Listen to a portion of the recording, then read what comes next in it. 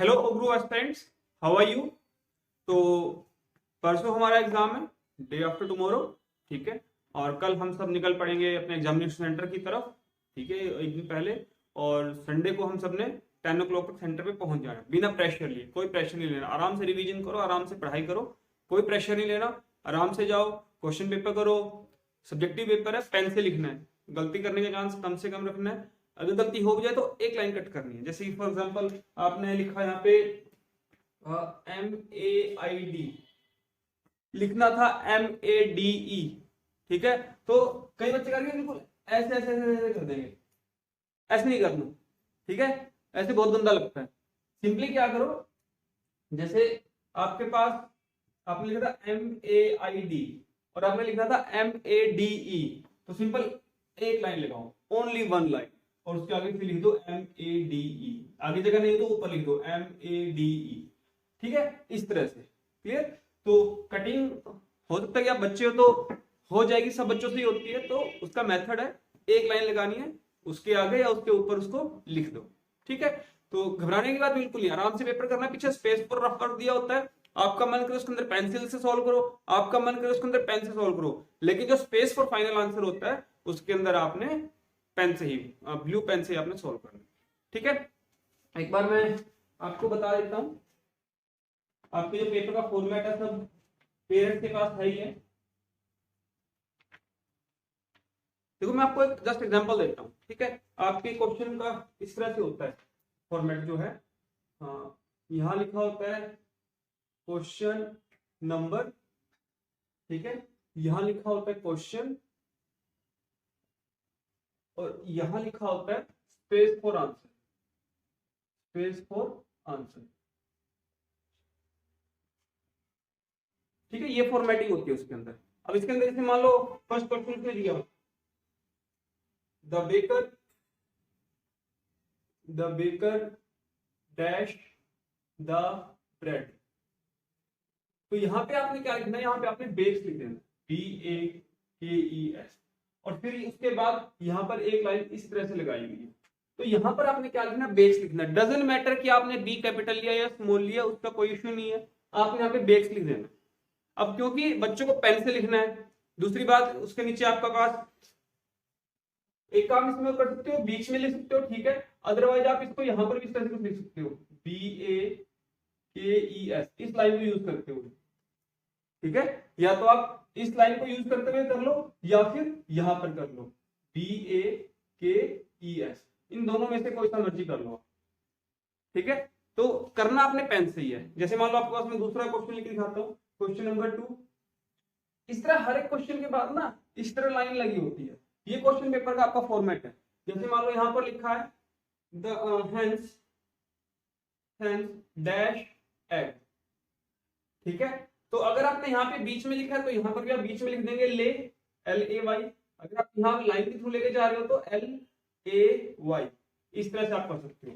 ठीक है, दोनों चॉइस आपके पास, या तो बीच में लिख लो या फिर लाइन के साथ लिख लो, इसका कोई इश्यू नहीं है।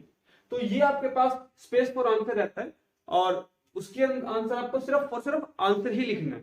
ठीक है, कंप्लीट लाइन नहीं लिखनी। क्लियर। मतलब यहाँ पे आप ऐसे लिखेंगे कि हैंस ले एग, जो फिल इन द ब्लैंक्स है सिर्फ उसको लिखना है आपने। क्लियर। तो ये आपका हो गया formatting of question paper. Clear, कि क्वेश्चन पेपर में लिखना कैसे है। उसके बाद बात करते हैं कि टॉपिक की। टॉपिक हमारा कौन सा चला हुआ था, जीके चला हुआ था, जीके का रिवीजन का। उसी टॉपिक को कंटिन्यू करते हैं। इसको मैं रब कर देता हूँ। ये मैंने बनाया कि फॉर्मेटिंग के लिए, कि फॉर्मेटिंग कैसी आती है क्वेश्चन पेपर के अंदर और उसको करते किस तरह से हैं।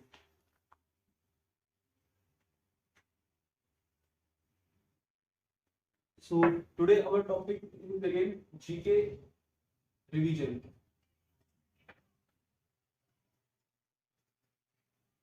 GK revision. कल भी हमने जीके की क्लास की थी और आज भी हम क्या करेंगे, जीके की क्लास को कंटिन्यू करेंगे। तो सबसे पहले देखिए, एक क्वेश्चन है, रीजनिंग का क्वेश्चन है। क्वेश्चन है how many triangles, how many triangles are there in figure आपको एक फिगर दी हुई है इस तरह से,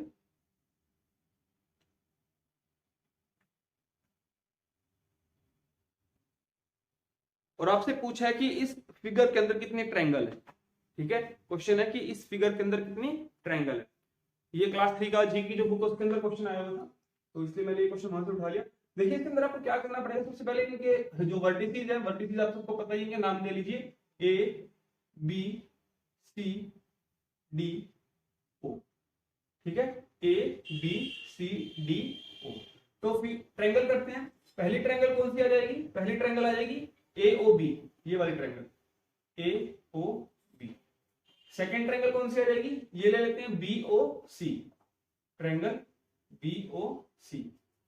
थर्ड आ जाएगी ये वाली C O D, triangle C O D. और फोर्थ आ जाएगी ये वाली triangle A O D, A O D. उसके बाद फिफ्थ वन, देखिए फिफ्थ वन बड़ी ध्यान से करना है, A B D, triangle A B D is also triangle. जितने भी पॉसिबिलिटी बनती है ट्रायंगल की वो सारी की सारी हमने करनी है। ठीक है, triangle A B D. Sixth triangle A B C, A B C. Seventh triangle B C D, B C D. और एट्थ आ जाएगी triangle A C D, A C D. So there total number of triangles are 8। ठीक है, हालांकि छोटे बच्चे होते हैं पता नहीं चलता, थोड़ा सा दिमाग भी लगाएंगे ज्यादा तो यहाँ तक पहुंच जाता है 1 2 3 4, 4 है। ठीक है, तो 4 नहीं है इसके अंदर, 8 है। इस चीज को थोड़ा समझने की कोशिश करना है। 8 कैसे है, इस तरह से हमने 8 बना के दिखा दिया।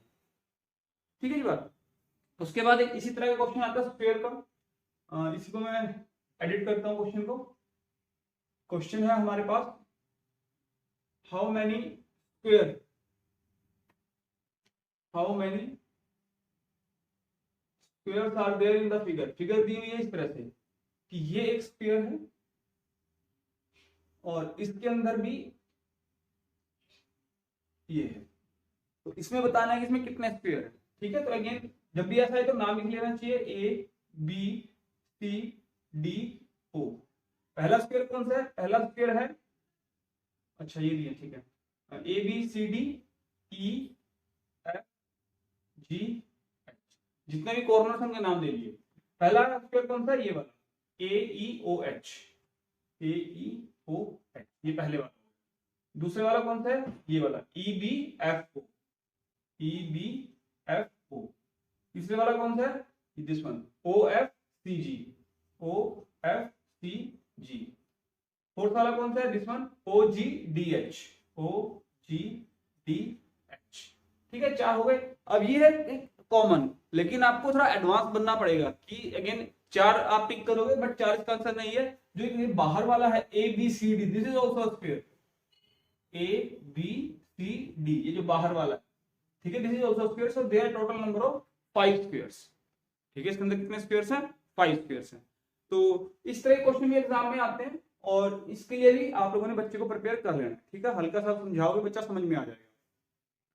उसके बाद फिगर बेस्ड क्वेश्चन बनता है। जैसे मान लो आपके पास फिगर दी हुई है कुछ इस तरह से, एक रफली फिगर में ड्रॉ कर लेता हूं।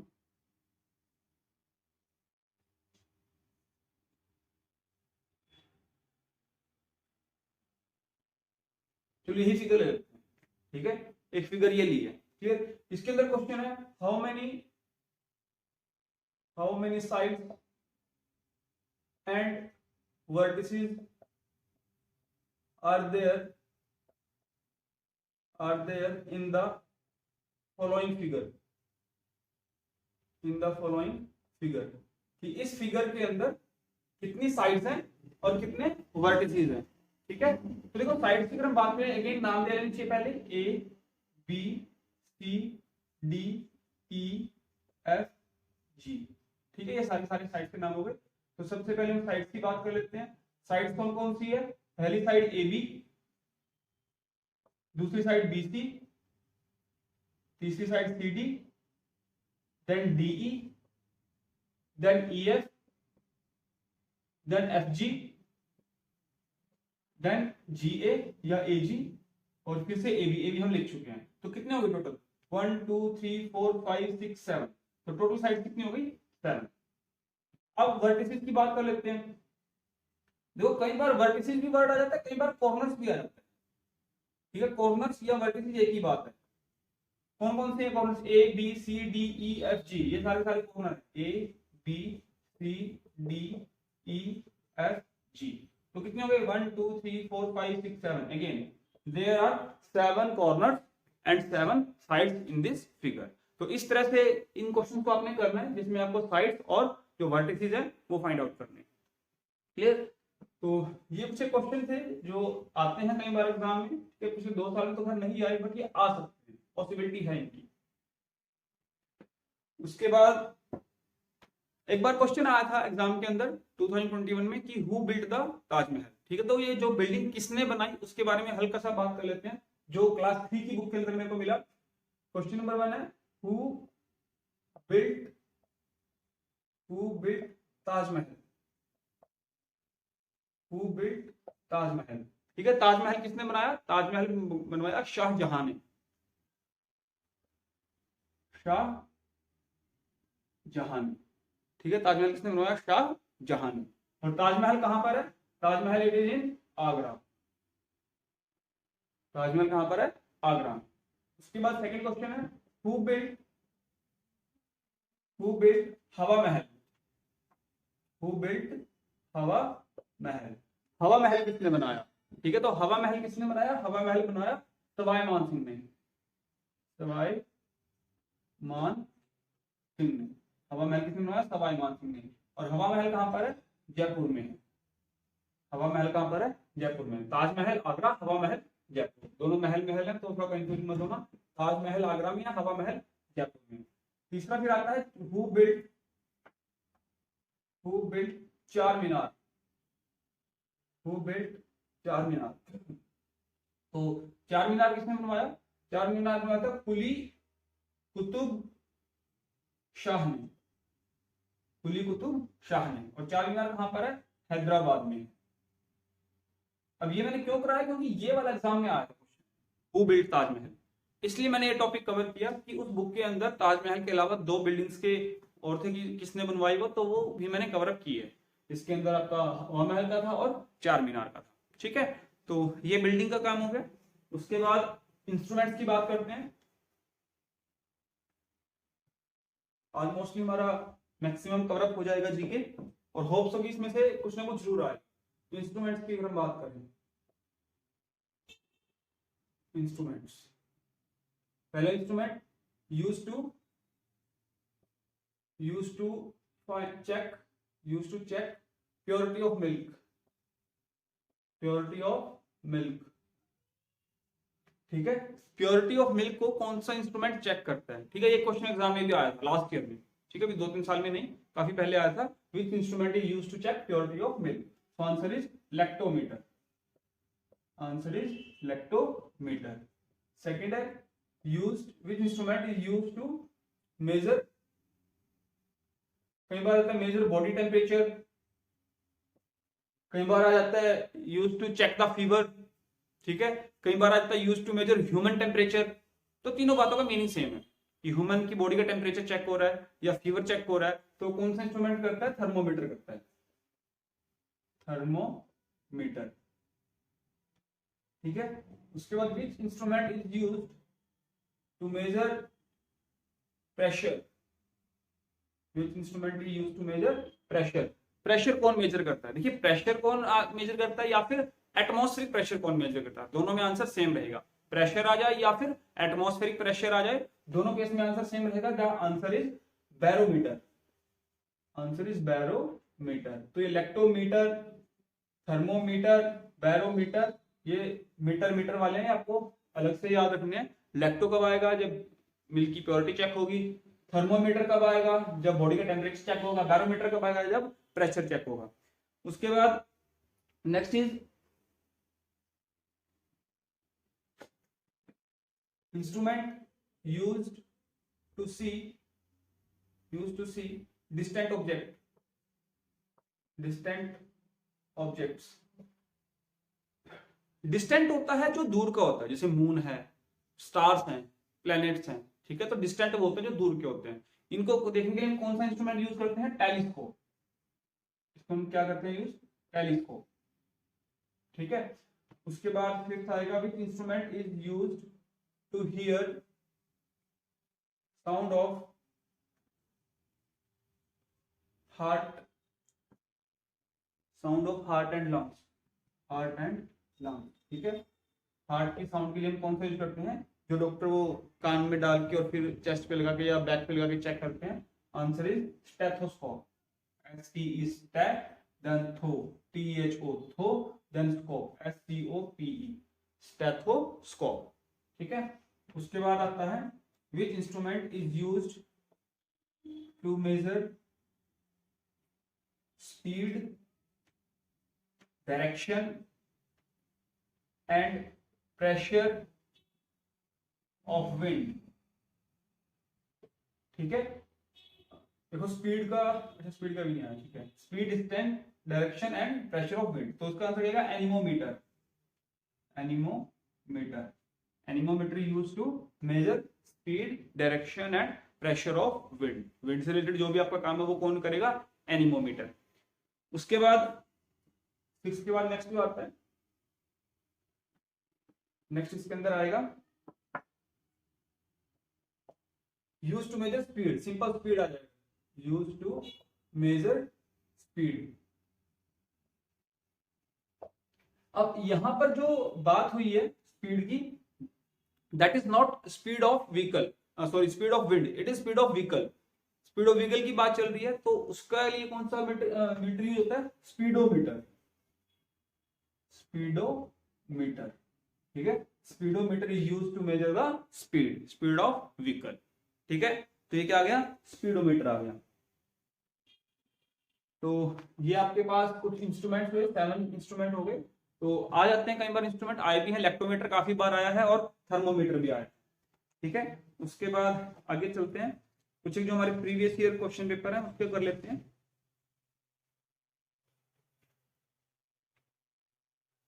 के अंदर हमारे पास जो थोड़ा डिफरेंट जीके क्वेश्चंस हैं वो कर लेते हैं। इसमें पहला क्वेश्चन आपके पास आता है who design building, who design building, ठीक है। बिल्डिंग को कौन डिजाइन करता है, बिल्डिंग को डिजाइन करता है आर्किटेक्ट, आर्किटेक्ट, आर्किटेक्ट है वो बिल्डिंग को डिजाइन करता है। सेकंड आता है who right for a newspaper, who right for a newspaper, newspaper के लिए कौन लिखता है, न्यूज़पेपर के लिए लिखता है journalist, journalist, journalist right for a newspaper, ठीक है। उसके बाद आता है who right book, who right book, कि बुक कौन लिखता है, बुक लिखता है ऑथर, बुक कौन लिखता है, author, who right book that is author. उसके बाद आता है who wrote wings of fire, wings of fire, कि विंग्स ऑफ फायर किसने लिखी, विंग्स ऑफ फायर बुक का नाम है कि वो किसने लिखी। ये क्वेश्चन कुछ इस तरह भी से भी आ सकता है कि who is the author of, who is the author of wings of fire, तो इसका आंसर क्या आएगा, एपीजे अब्दुल कलाम, एपीजे अब्दुल कलाम। उसके बाद फिफ्थ क्वेश्चन आ जाता है who wrote discovery of India, who wrote discovery of India, discovery of India किसने लिखा, डिस्कवरी ऑफ इंडिया लिखा पंडित जवाहरलाल नेहरू ने, जवाहरलाल नेहरू, ठीक है। डिस्कवरी ऑफ इंडिया किसने लिखा, पंडित जवाहरलाल नेहरू ने, और विंग्स ऑफ फायर किसने लिखा, एपीजे अब्दुल कलाम ने। उसके बाद कुछ क्वेश्चन और करते हैं।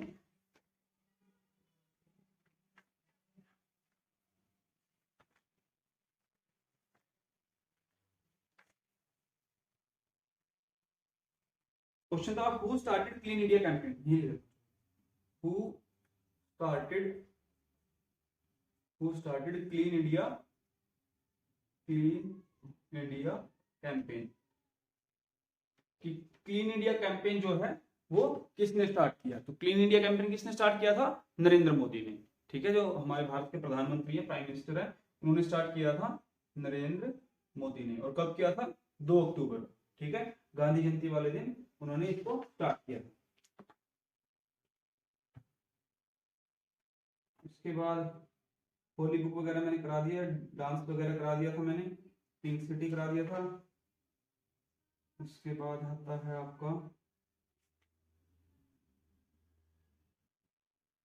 फ्लाइंग स्टिक ऑफ इंडिया करा दिया था, first women president, first women prime minister, inventions, hardest material in the world, hardest material in the world, hardest material in the world कौन सा है? Diamond. Hardest material in the world is diamond. उसके बाद ship of desert, ship of desert, ship of desert कौन सा होता है? Camel. Ship of desert is camel. उसके बाद आपके पास आता है, को मैंने लिखवाई दिया है,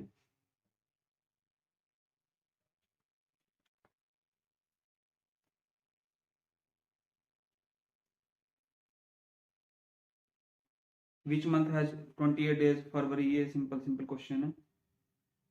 थोड़ा स्पोर्ट्समैन का कर लेते हैं कि स्पोर्ट्समैन कौन सा प्ले करता है। इसके अंदर देखिए, यहाँ मैं लिख देता हूँ स्पोर्ट्स पर्सन,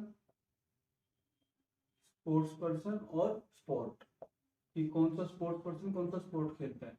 जैसे M S Dhoni, M S Dhoni वो क्या प्ले करता है? क्रिकेट प्ले करता है। उसके बाद सेकंड जो है, M S Dhoni cricket play करता है। उसके बाद कपिल देव, कपिल देव वो भी क्या करता है? क्रिकेट प्ले करता है। कपिल देव क्या बोलते हैं? हरियाणा हरिकेन भी बोलते हैं। उसके बाद नेक्स्ट आता है आपके पास साइना नेहवाल, साइना नेहवाल, ये क्या प्ले करती है? ये बैडमिंटन प्ले करती है। साइना नेहवाल क्या करती है? बैडमिंटन प्ले करती है। पीवी संधू, पीवी संधू वो भी क्या करती है? बैडमिंटन प्ले करती है, पीवी संधू भी। उसके बाद आता है मैरी कॉम, ठीक है, मैरी कॉम, मैरी कॉम क्या प्ले करती है? बॉक्सिंग प्ले करती है, ठीक है। तो ये कुछ एक स्पोर्ट्समैन थे और उनके स्पोर्ट्स थे, तो ये आ जाते हैं कई बार एग्जाम में, तो ये याद रखने हैं। उसके बाद चलते हैं आगे,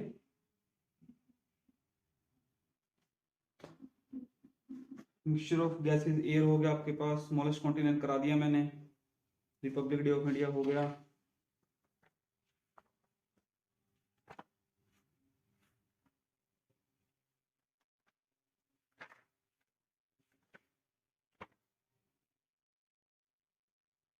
highest waterfall of the world, highest waterfall, highest waterfall of the world क्या आ जाएगा? Angel Falls, Angel Falls, Angel Falls is the highest waterfall in the world. उसके बाद capital of Karnataka Bengaluru,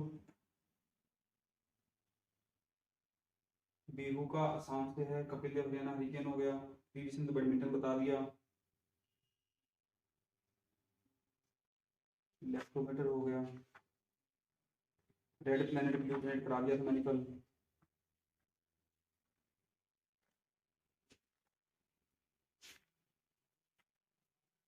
national bird स्पिट्स pipe,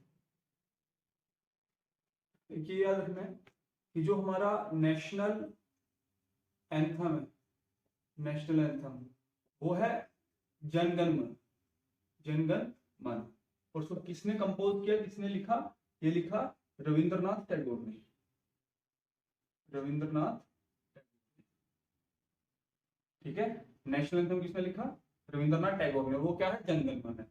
जो नेशनल सॉन्ग है, national song जो है वो है हमारा वंदे मातरम, वंदे मातरम, ठीक है। और ये किसने लिखा? ये लिखा बंकिम चंद्र चटर्जी ने, बंकिम चंद्र चटर्जी, ठीक है। तो ये भी याद रखना है। उसके बाद home of cloud, home of cloud. Home of cloud कौन सा है? होम ऑफ क्लाउड आपके पास है मेघालय। होम ऑफ क्लाउड कौन सा है? मेघालय। के बाद पिरामिड इजिप्ट में हो गए first person go to space. First person go to space कौन सा जाएगा? Yuri Gagarin. यूरी गागरिन, ठीक है। उसके बाद first Indian go to space, वो कौन सा जाएगा? राकेश शर्मा। ठीक है। और first female Indian go to space, जो फर्स्ट फीमेल इंडियन थी वो कौन थी? वो कल्पना चावला। ठीक है। तो ये आपके पास कुछ स्पेस जो एस्ट्रोनॉट्स के बारे में हो गया। मिनिस्ट्री में आपको प्राइम मिनिस्टर याद रखना है और होम मिनिस्टर याद रखना है। प्राइम मिनिस्टर नरेंद्र मोदी है, होम मिनिस्टर अमित शाह है। नाइटिंगेल मैंने बता दिया, बिहू फेस्टिवल बता दिया, गरबा बता दिया। कुछ एक हम कल डिस्कस कर चुके हैं ना।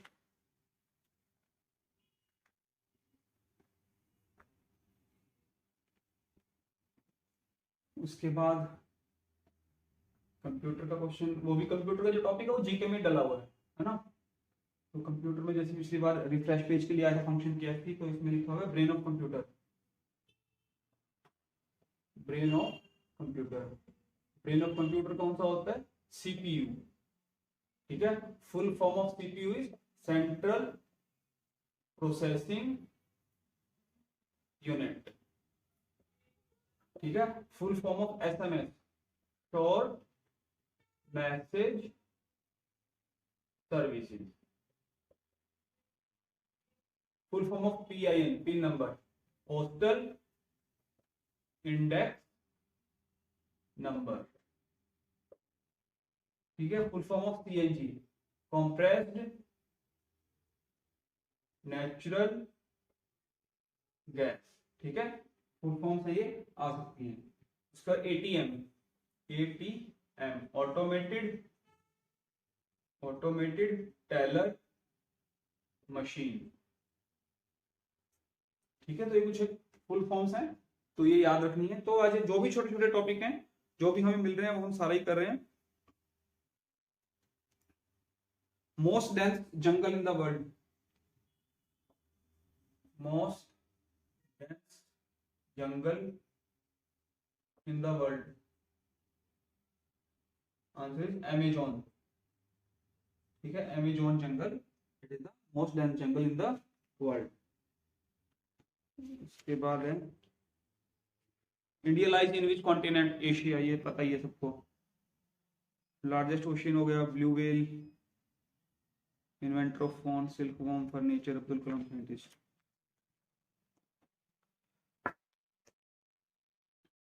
तो आज की जीके क्लास में इतना ही करते हैं। ऑलमोस्ट हमने पिछले क्वेश्चन पेपर जितने थे सारे के सारे हमने वो कवर अप किए हैं। ठीक है। लास्ट के 2 ईयर के भी किए, उससे पहले वाले भी जीके किए हैं, कल भी हमने जीके किया है। तो जीके में इतना ही आएगा, इससे ज्यादा मुझे नहीं लगता कि आना चाहिए। इन 2 दिनों के अंदर हमने काफी कुछ जीके कवर अप किया है। ठीक है। अब देखिए आपके बच्चे की मैथमेटिक्स भी कवर अप हो गई। आपने संडे सारा दिन मैथमेटिक्स पे लगाया था। उसके बाद मंडे ट्यूसडे आपने सोशल साइंस कराया बच्चे को। उसके बाद आपने इंग्लिश कराई और फिर 2 दिन जीके कराया। ठीक है। अब बच्चे का क्या पूरा का पूरा तैयार है। अब आपने क्या करना है, सिर्फ बच्चे पे बिना कोई प्रेशर डाले बच्चे की तैयारी करानी है। और जब आप कल जाओगे, ठीक है, घर से निकलोगे गाड़ी से, तो आपको बच्चे को बिना प्रेशराइज किए, ठीक है, बड़े प्यार से पूछते जाना है कि अच्छा बताओ ये क्या होता है। अगर बच्चा जवाब देना चाहे तो ठीक, नहीं देना चाहे तो ठीक, कोई प्रेशर नहीं डालना। बस खेल खेल में बच्चे से पूछना कि अच्छा बताओ इसका क्या होता है। नहीं आता बता दो कि बेटा इसका मतलब ये होता है, इसकी स्पेलिंग ये होती है। ठीक है। उसका मतलब भी पूछना है, क्वेश्चन का आंसर भी पूछना है, उसकी स्पेलिंग भी पूछनी है। ठीक है। इस तरह पूछते पूछते में 2-3 घंटे बच्चे की पढ़ाई भी चलती रहेगी और ड्राइविंग भी होती रहेगी। बच्चे को पता भी नहीं चलेगा कि डेस्टिनेशन कब आ गया। ठीक है। तो आप लोग वहां पे जाइए, होटल के अंदर ठहरिए, थोड़ा रेस्ट कीजिए, बच्चे को भी थोड़ा रिलैक्स कीजिए। बच्चे पे प्रेशर किसी चीज का नहीं डालना। वैसे तो बच्चा क्लास 2 का वो प्रेशर वैसे नहीं ले रहा। ठीक है। प्रेशर तो माँ बाप ही ले रहे हैं, पेरेंट्स ही ले रहे हैं प्रेशर, तो बच्चे तो वैसे प्रेशर में नहीं है। फिर भी अगर कोई बच्चा है तो बच्चे को समझाने की कोई दिक्कत वाली बात नहीं, आराम से लिखना। ठीक है। और उसके बाद संडे को एग्जाम है। ठीक है। 10 ओ क्लॉक आप लोगों ने सेंटर पे पहुंच जाना है। सेंटर पे पहुंच के वहां बाहर लिस्ट लगी होगी, बच्चे का रूम नंबर होगा, बच्चे को रूम नंबर में आपने बिठा के आना है। अगर प्रोविजन है, कई बार होता है कि वहां पे जो फैकल्टी है वही बिठाती है, पेरेंट्स अलाउड नहीं होते अंदर, तो अकॉर्डिंग टू द कंडीशंस आप देख लेना कि क्या सिचुएशन है, बच्चे का रूम नंबर वगैरह बता देना कि ये आपका रूम नंबर है। बच्चे को अपने एडमिट कार्ड देना है, एडमिट कार्ड के साथ आईडी प्रूफ का फोटो स्टेट स्टेपल करके रखना है। अपने बच्चे की जो फोटो है वो एडमिट कार्ड पे आपने पेस्ट करनी है, अपने साइन करने हैं, ठीक है। नीचे अपना नाम लिखना है और बच्चे के साथ रिलेशन लिखना है। बच्चे का जो सिग्नेचर है वो अभी नहीं कराना, वो इन्विजिलेटर अपने आप जाके एग्जाम सेंटर में करा लेगा, ठीक है। 11 to 1 2 घंटे का आपका पास टाइम होगा। बच्चे को क्वेश्चन पेपर बाहर लेके नहीं आने दिया जाता, क्वेश्चन पेपर के अंदर ही स्पेस दिया होता है, वहीं पर ही बच्चा आंसर लिखता है और वही कॉपी सबमिट कर देता है, ठीक है। आपको तो अब रिजल्ट ही मिलेगा सीधा कि बच्चा सिलेक्टेड है या नहीं है, मतलब रिटर्न क्लियर है या नहीं है, ठीक है। उसके बाद 1 बजे के बाद आप बाहर आना, ठीक है। बच्चे को थोड़ा रिलैक्स करके और लंच वगैरह कराना है। फिर अकॉर्डिंग टू द कंडीशन कि आपने मंडे वापस करना है या संडे को ही वापस घर पे आना है, वो आप अपनी स्ट्रेटजी देख लेना। उसके बाद फिर क्या करना है, अभी आपने 30 और 31 2 दिन का थोड़ा रेस्ट करना है, हम भी रेस्ट करेंगे। उसके बाद 1 फरवरी से हम वाइवा वोस की प्रिपरेशन करेंगे। वाइवा वोस की प्रिपरेशन जो होगी, जैसे अभी रिटर्न मैंने कराया, रिटर्न मैंने सिर्फ आपका कराया क्लास 3 का, ठीक है। लेकिन जो वाइवा वोस मैं कराऊंगा वो कराऊंगा मैं 3rd 4th 5th का, 3 क्लास का कराऊंगा, ठीक है। 3rd का, 4th का और 5th का, तीनों क्लास का वाइवा वोस कराऊंगा मैं। वाइवा वोस में कोई इश्यू नहीं है, वाइवा वोस जल्दी भी कवर अप हो जाता है, ठीक है। हमारे पास 45 डेज है ऑलमोस्ट, ठीक है। तो इसमें आपने बस जुड़े रहना है मेरे साथ। 1 फरवरी से आप लोग वाइवा वोस के लिए मेरे साथ जुड़ जाइएगा। हम क्वेश्चन डिस्कस करेंगे कि इंटरव्यू में इंट्रोडक्शन कैसे देना है, और ग्रुप स्कूल के बारे में इंफॉर्मेशन कैसे देनी है, क्वेश्चन आंसर कैसे करने हैं, सिचुएशन बेस्ड क्वेश्चन कैसे करने हैं, तो वो हम सारी बातें डिस्कस करेंगे, ठीक है। तो आज के लिए हम इतना ही करते हैं। All the best for exam. अच्छे से मेहनत करना, अच्छे से पेपर देना, बिना डरे पेपर करना, भगवान का नाम लेके पेपर देना है, ठीक है। बिल्कुल नहीं डरना, जो होगा अच्छे के लिए होगा। आपका अगर एडमिशन हुआ तो अच्छा होगा, नहीं हुआ तो हो सकता है कि कुछ और ज्यादा अच्छा लिखा है, घबराना नहीं है। प्लान बी सबका तैयार है कि हमने क्लास 3 में जाते क्या करना है। मेरे पास एक बड़ी विस्फोटक चीज है, मैं वो भी बताऊंगा आपको, ठीक है। मेरे को थोड़ा अप्रैल आने दो, मैं आपको एक विस्फोटक चीज है मेरे पास और ग्रुप स्कूल से रिलेटेड, मैं वो बताऊंगा, ठीक है। सब बच्चों को बताऊंगा, सब पेरेंट्स खुश हो जाएंगे, ठीक है। डरने वाली बात नहीं है। अगर नहीं भी सिलेक्शन होगा, हम अपने बच्चे का माइंड सेट जो है वो इतना अच्छा कर देंगे कि वो क्लास में निखर के आएगा सबसे अलग, ठीक है। मैं आपको टॉपिक बताऊंगा और अप्रैल ऑनवर्ड्स तो हम अपना अच्छे से क्लासेस डेली बेसिस पे टॉपिक वाइज स्टार्ट करेंगे, ठीक है। तो खुशी खुशी जोश के साथ जाइए बच्चे के साथ, पेरेंट्स को भी जोश रखना है, बच्चे को भी जोश में रखना है। पैकिंग आज स्टार्ट कर दीजिएगा, कल से आप सबने निकलना है। All the best for your exam. Thank you very much.